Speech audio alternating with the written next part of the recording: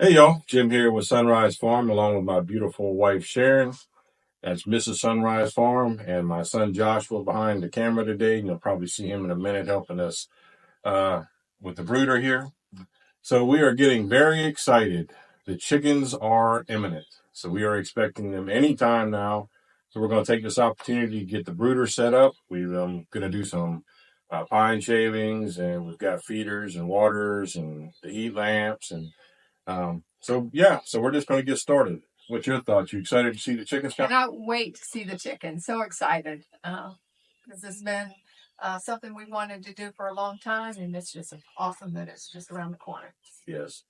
So even though it'll take approximately 6 months to get the egg side of the production, if you will, this is going to be an exciting time for us here on the farm. It's going to be a learning curve, and we already have excitement brewing in our community over eggs. So we don't think we'll have any issues, selling eggs, having eggs for us here on the farm. And quite frankly, we'll probably be ordering maybe up to 100 more, like fairly immediately. Anyway, so yeah, let's get started. We're going to go ahead and get the brooder filled up and prepped and ready to go. Like I said, those chickens are going to happen, and you'll see them in just a few minutes. Sounds good.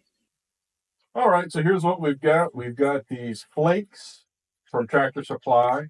They're pine shavings, but they're the flake variety, not the very fine or anything like that. So these were minimum dust. And we're going to put down probably about 3 to 4 inches to start with. And even going through the process of getting more chickens and other chickens, we're just going to build this up a little bit each time, adding a little layer. I've got 2 bags sitting here because I don't know how much this 4x8 brooder is going to take. I have one more bag sitting on top of the brooder. We have 2 feeders and we have 2 waterers. And all of this stuff came from Tractor Supply. So we'll just see how that goes. I mean, it should be fine. It's relatively inexpensive stuff. And over here, I actually have a blanket sitting on top of the brooder. And that's in case we get some more cold nights down here in the south, that I can put these over uh, the openings of the brooder if I need to on the ends to try to minimize the any kind of draft or airflow. So let's go ahead and jump right in and get started.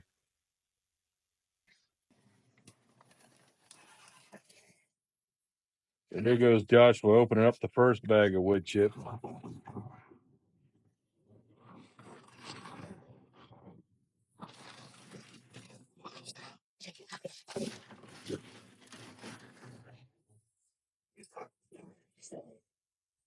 I probably didn't mention it, but I have both ends of my brooder open because if you happen to go back and watch my brooder video, which I'll have in the description, I made it to where a couple of screws will remove each end, and that way we can get at things if we need to, especially if we need to get to a distressed chick or anything.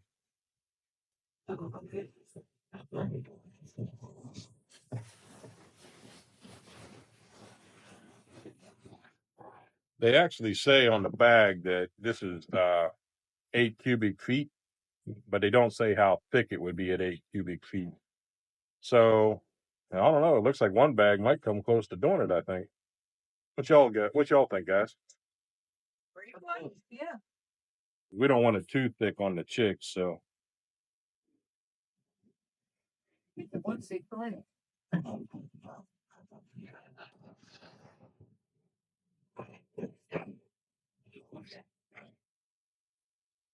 yeah, I do too. I think one will be plenty. Well, before we get too close to the front there, let's go ahead and put the front on.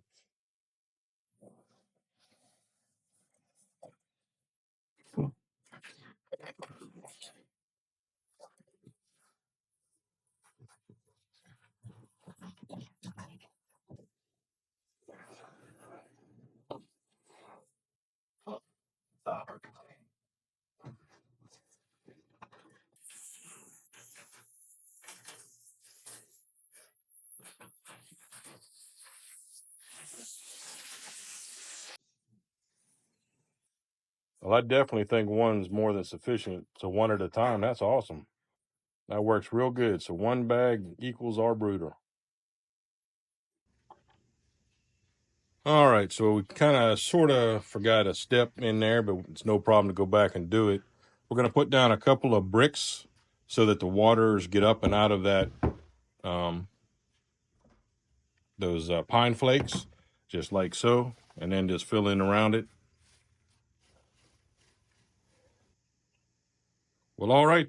Next up, here comes the chicks. We'll be right back with those in 5, 4, 3, 2. Well, all right, folks, the moment has come. Our chicks have just arrived.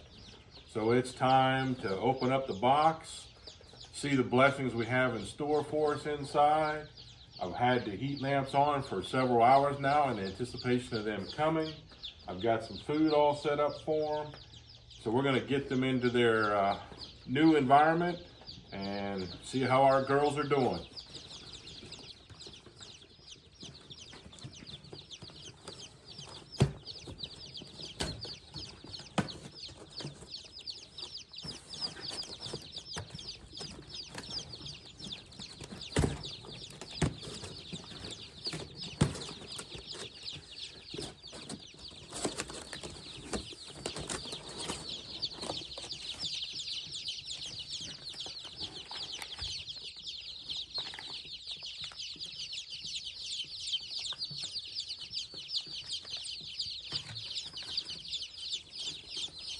What's up, ladies?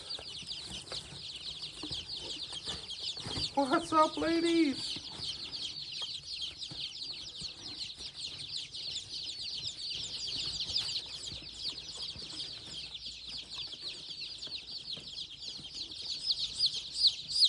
Oh, how precious. How precious, how cute. I hear you.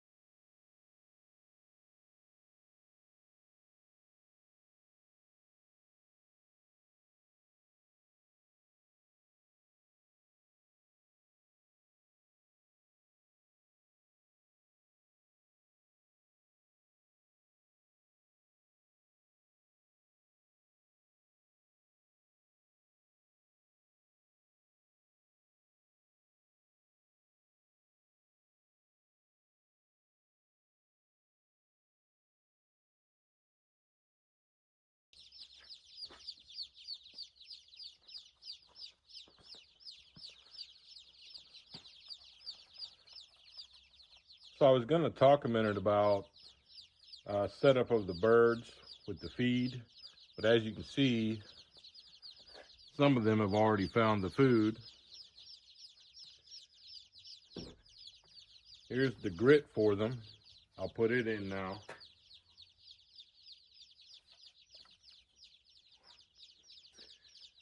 When I started putting the birds in, they started I put them in on both lights that I have. They started huddling, which is normal because they've been in transit for almost 2 days.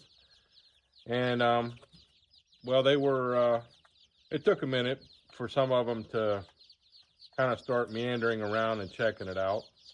But one of the things about the water, if you can see right there, some of them are at it already.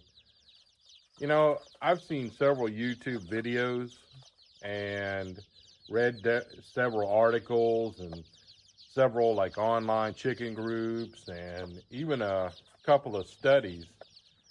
And I have to admit that I find a lot of folks wanting to dip the chick's beak in the water in order to teach them how to drink. And then I find about 50% of the folks, or maybe 60%, seem like a little heavier favored, that they didn't do that.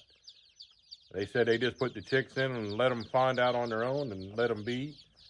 And I have to admit that was what I wanted to do because, quite frankly, it seemed like a lot of work, especially when you get up into hundreds of chicks, which we will, to dip their beak in water. And it also seemed like, obviously, on my channel, I've shared with y'all before that we are Christians. And as a believer in God, He created animals. Chicks are no different, with the innate ability to learn their own behavior, learn how to survive. I mean, yes, I understand these chicks don't have their mother to help teach them. And so that was a question mark in my mind. But it's taken them no time to discover the food, the water, and the grit.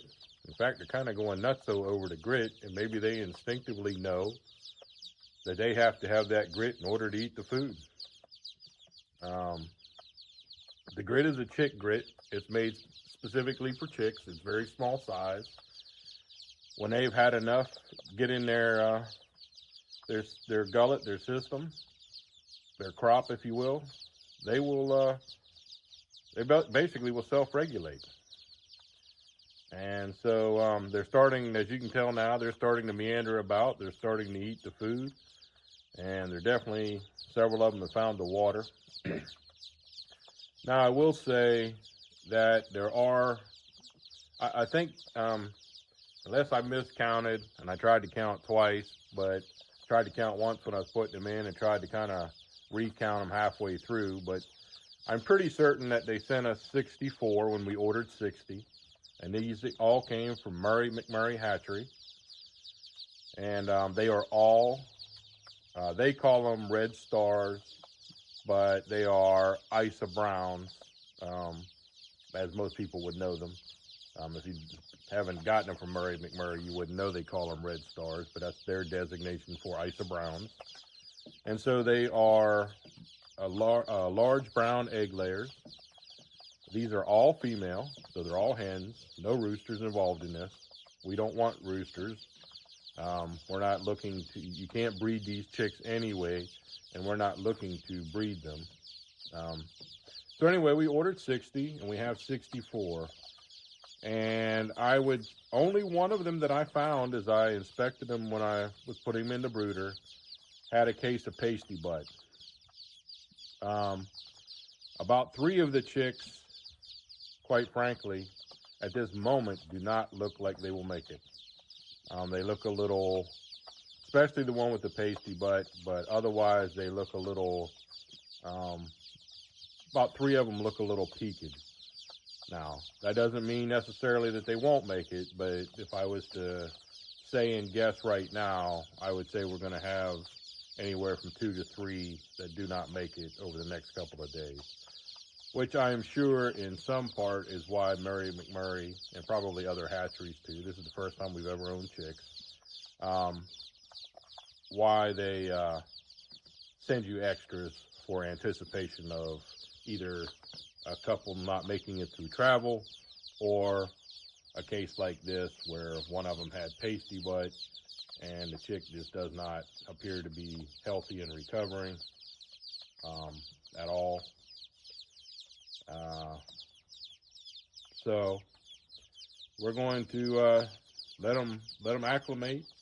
You can see the heat lamps are on. Right now, those heat lamps, I started them out at a setting of 16 inches above the pine shavings, the pine flakes. And I don't know, I mean, right now it appears to be at a decent height, which would make, the chicks are probably about 4 inches tall, so it makes them, makes the lights rather, about 12 inches above the chicks. again, I've seen kind of differences on that, so I just where I kind of chose to start, and we're going to see how that works out. How they either clump up or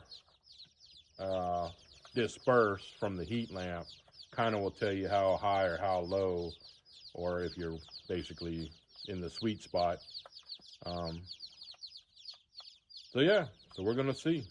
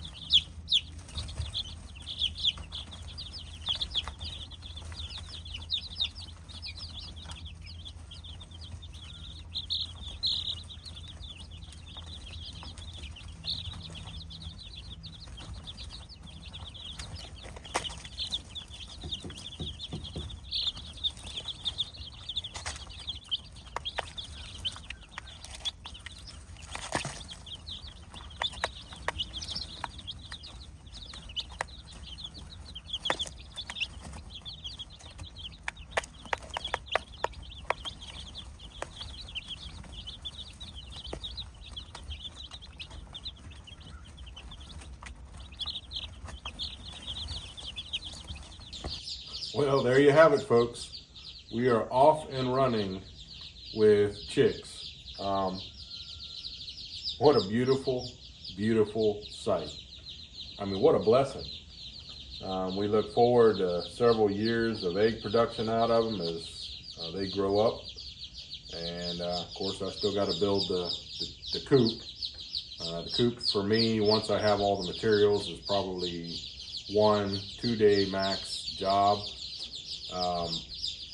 Yeah, I got to get on it. Obviously, they're only going to be in here probably 3 to 4 weeks. I may need that 4th week just to get the coop done. Nothing like last minute thinking, right?